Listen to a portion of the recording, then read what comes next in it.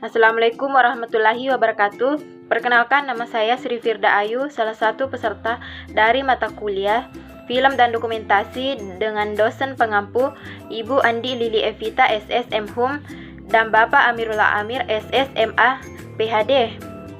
Di sini saya akan memaparkan sedikit materi dari bab 1 sampai bab 3 dari buku yang berjudul Celluloid Colony, Location History and Ethnography in Early Dutch Colony Film of Indonesia yang ditulis oleh Sander Vrij 1960. Di sini saya akan menjelaskan materi pertama tentang koloni seluloid, menemukan sejarah dan etnografi di film kolonial Belanda awal Indonesia.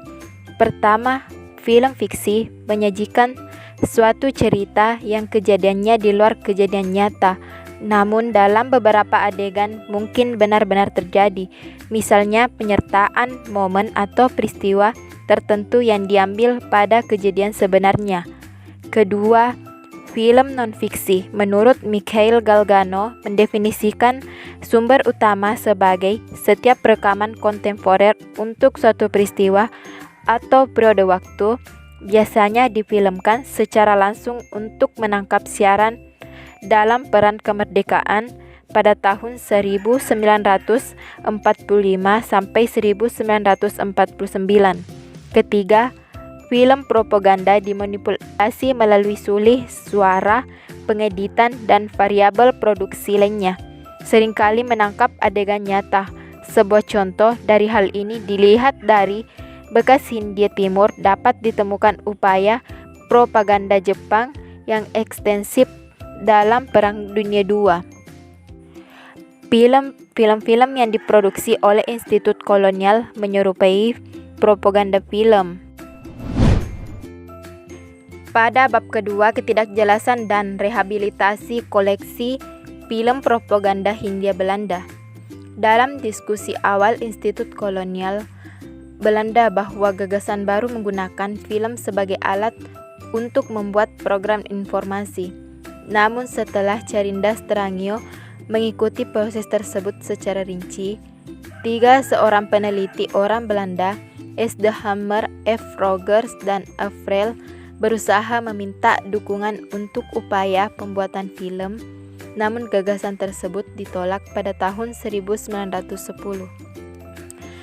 Pada tahun 1910-an dan 1920-an adanya catatan risalah pertemuan Institut Kolonial yang memberi perincian diskusi dan setiap pemutaran film, dan sulit untuk menilai demografi orang-orang yang hadir atau reaksi mereka.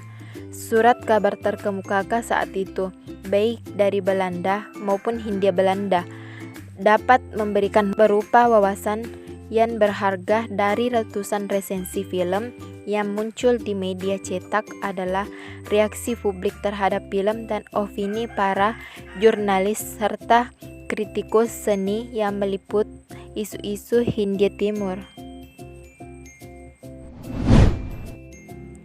Dalam bab ketiga, Institut Kolonial dan Film Propaganda pada tahun 1912 sampai dengan 1913.